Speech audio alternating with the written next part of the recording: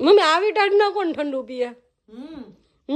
તો તમને ખાસ કા વાત કહું, તમને ખબર છે મેં ઓચિંગદાના ઓન ધ સ્પોટ મોગલમાં હું કામ આવ્યા? આવા ખેલ મારા જ ઘરે થાય, બીજે ક્યાંય ન થાય.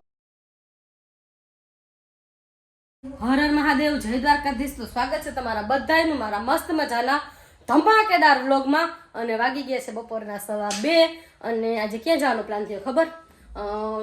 અહીંયા જામનગરથી નજીક જ ખીરી છે મોગલધામ, તો ત્યાં જવાનો વિચાર છે. અને શિયાળો આવી ગયો ને તો મમ્મીએ મસ્ત મજાના જો મસ્ત મજાના પાપડ બનાવી લીધા છે. 2-3 ટાઈમથી બનાવે છે, આગો કરી લઈએ શિયાળામાં. મસ્ત મજાના પાપડ ખાવાની કંઈક મજા જ અલગ છે.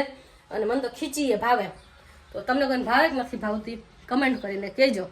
તો ચાલો રિક્ષા આવે ને પછી તમને મળીએ આગળ અને અપડેટ દેતા રહે. અને મોગલ માતાજીના દર્શન મસ્ત મજાના કરાવી દઉં. તો જો ફાઇનલી છે ને અમે નીકળી ગયા છે. મમ્મી કહે કે 2:30 વાગે નીકળી જવાનું છે અને વાગી ગયા કંઈક 3:30 જેવું થઈ ગયું છે. એટલે કંઈક સાચું બોલવાનું રાખો તમે. વિઠ્ઠલભાઈ કહે તો આજે વિઠ્ઠલભાઈ પૂછ્યો અમારો એક જ. આ તો એમાં એવું છે કે શું કહેવાય, આનો વાગ ઉના ઉપર દોસ્તનો ટોપલો મન પડે એના ઉપર ઢોરી નાખવાનું, એમ ન હાલે. તો ચાલો ફાઇનલી નીકળી ગયા છે. આજ પહેલી વાર ફાટક નથી નડ્યું, નકર છે ફાટક નઈનું ઝટકા જો નકર મારે ને ફાટક ને જૂની દુશ્મની. તો આજ તો માન બચી ગયા કે ફાટક બંધ ન થયું. મને એમ થાય દુનિયા બને ટાઈમ હું આયે જ આવતી જે હોય તે બંધ, આખો દી બંધ જ હોય. સાચી વાત છે. તો ચાલો કન્ટિન્યુ રહેજો, થોડીક વાર પછી તમને આગળ મળીએ.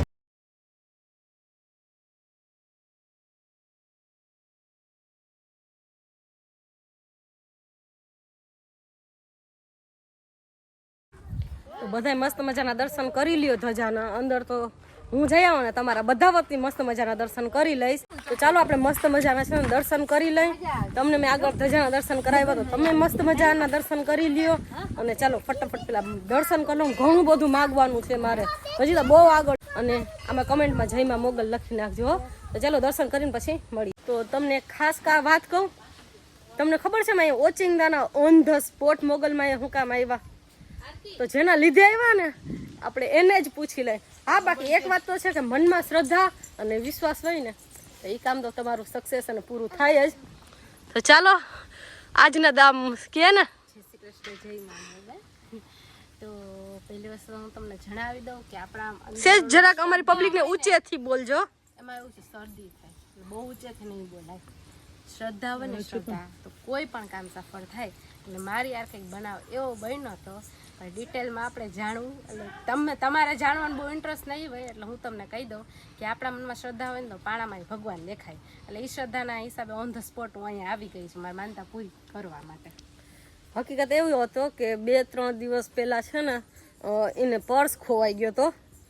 તો એ કે અને પર્સમાં મોબાઈલ હતો કાલે જ. હા, એ લગ્નમાં હતી તો રસ્તામાં ક્યાંક પર્સ ખોવાઈ ગયો હતો. તો પર્સ ખોવાઈ ગયો ને તો પાછી જોવા ગઈ ને તો ત્યાં પણ પર્સ નહોતો. તો એ માતાજીની માનતા કરી અને માતાજીને કીધું પર્સ જળશે ને તો હું છે ને 24 કલાક પહેલાં તમારા દર્શન કરવા આવીશ. તો પછી મળી ગયો તો ને દિવ્યાબેન ઘાયો ઘા હરક પદળીને હરક જવું મન પડે ને પર્સ ખોઈ નાખે ને પછી માતાજીને કહે પૈસા તો ભોયરા કદાચ 2-3 હજાર પડ્યા હોય ને તો એ પૈસા પાછા થઈ જાય એવું કંઈ નથી. પણ પર્સમાં જે મોબાઈલમાં મારી આઈડી હતી ને જે મારી ઇન્સ્ટાની, જેમાં હું માણસોને કોમેડી કરી કરીને હસાવતી હતી, મને અફસોસ એનો હતો. એટલે કંઈક માનતા થઈ ગઈ માતાજી મનમાં. નહીં ભાઈ સારા કહેવાય થી મોબાઈલ પર્સ દઈ દીધો ને કોક બીજાને ચડી ગયો તો. પણ માતાજીએ ઓલો કે ને કે માતાજી એને કાંધે ચડ્યા અને એને આવી સારી બુદ્ધિ હોય છે કે ના જેનો પર્સ છે જેનો મોબાઈલ છે ને હું દઈ દઉં. બાકી આ જમાનામાં તો છે ને તમને ખબર છે કે કોઈને કંઈ વસ્તુ મળે ને કોઈ દે નહીં. તો ચાલો એ ભાઈને ખૂબ ખૂબ ધન્યવાદ અને મારી મોગલમાંનો ખૂબ ખૂબ આભાર કે અહીં ઓન ધ સ્પોટ દિવ્યાબેન આવી. તો હું પહેલી વાર આવી, જો ફરી એકવાર જોઈ લ્યો. તો મમ્મી અફસોસ કરતી એટલે આરતી તું પહેલી વાર આવી, તો કેમ અમે એને પહેલી વાર ન આવી? અમે 4-5 વખત આવી તો પહેલી નવી નહીં લાગી. બધી વસ્તુ અમારે પહેલા તું એટલે બીજું કંઈ નહીં. એમાં એવું છે કે માતાજીનો હુકમ હોય ને એના વગર આપણે ન આવી હકી. તો અત્યારે લગી માતાજીનો હુકમ નહીં થયો હોય અને હવે હુકમ થઈ ગયો તો આપણે આવી ગયા. માતાજીના મસ્ત મજાના દર્શન કરી લીધા અને હવે છે ને થોડુંક દૂર છે 15-17 કિલોમીટર. જો આપણે આ સવારીમાં આવ્યા હતા તો ફટાફટ 2-5 મિનિટ બેસી લઈ કેમ કે ક્યાંક મંદિરે આવીને ઊભા પગે ન નીકળી જવાય એવું મેં સાંભળ્યું છે. તો મસ્ત મજાના ફોટા પાડી લઈ, 2 મિનિટ આરામથી બેસી લઈ અને પછી આપણે સીધા ઘર તરફ નીકળી જઈએ.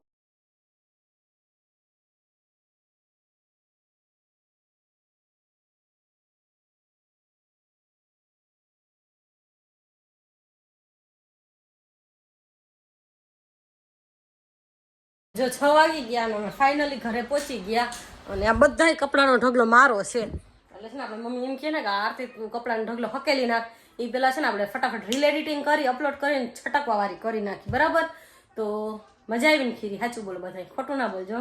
અને કંઈ માંગ્યું, ખાલી શું માંગ્યું ન કહે ને તો કાંઈ નહીં, પણ ખાલી કમેન્ટમાં હા કે ના કહેજો કે તમે કંઈ માંગ્યું મોગલમાં પાસે કે નથી માંગ્યું. મેં તો ઘણું બધું આટલું બધું માગી લીધું. તે કંઈ માંગ્યું? એમ નહીં, તું કે છો કે તમે કઈ માંગ્યું તું બધાને તેડી ગઈ હતી?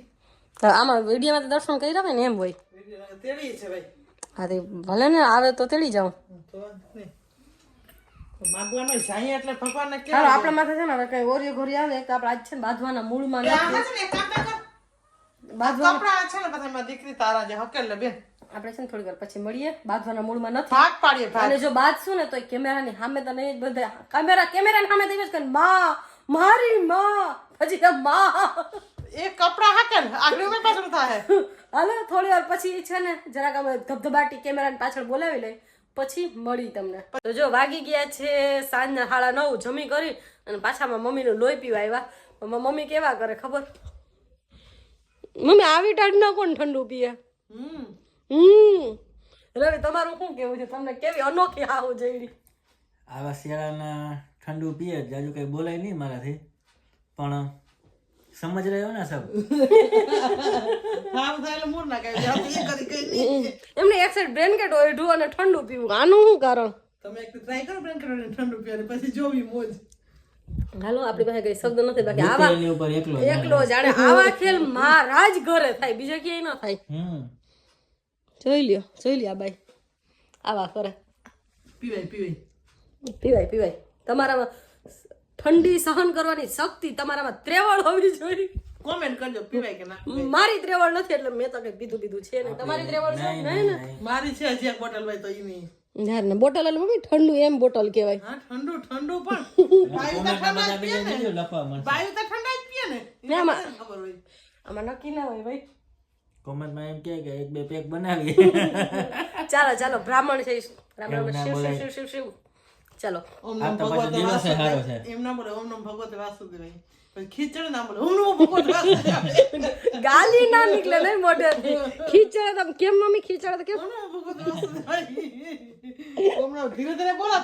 ધીરે બોલો. ખીચડ જોરથી બળથી પણ અપ શબ્દ મોઢામાંથી ન નીકળવો જોઈએ. નહીં, એ વસ્તુ તો ચાલો હવે છે થોડીક વાર મમ્મી પાસેથી મમ્મીની નસું ખેંચવા આવ્યા તો થોડીક વાર બેસી લઈ, કઈ વાત યાદ આવશે ને તો તમને કરી, બાકી થોડીક વાર પછી મળીએ. તો વાગી ગયા છે સાંજના નહીં ને રાતના 11 અને જો મારા ઘરની હાલત. એ કપડાનો થપ્પો હકેલાઈને મમ્મીને ઘરે આવ્યો પણ હજી ત્યાંથી કબાટ લગી કઈ પૂગે ને. આપણે આરસુડું માણસ, एक्चुअली हमारे पास टाइम ही नहीं है घर काम करने का. હાઈલા રાખે એવું કોકને કેવું છે? હમણાં તમે કમેન્ટ કરશે કે હાઈલા રાખે એવું કોકને કેવું છે? એવું કહે ને હું ખુદને સબાસી દઈ દઉં અને ખુદનું ઓલું કે ને વકીલ બની જાઉં. તો ચાલો 11 વાગી ગયો, આ બ્લોગ બહુ લાંબો થઈ જશે એટલે મળી છે મસ્ત મજાના ધમાકેદાર બ્લોગ આવે ત્યાં સુધી. હર હર મહાદેવ, જય દ્વારકાધીશ, ગુડ નાઇટ.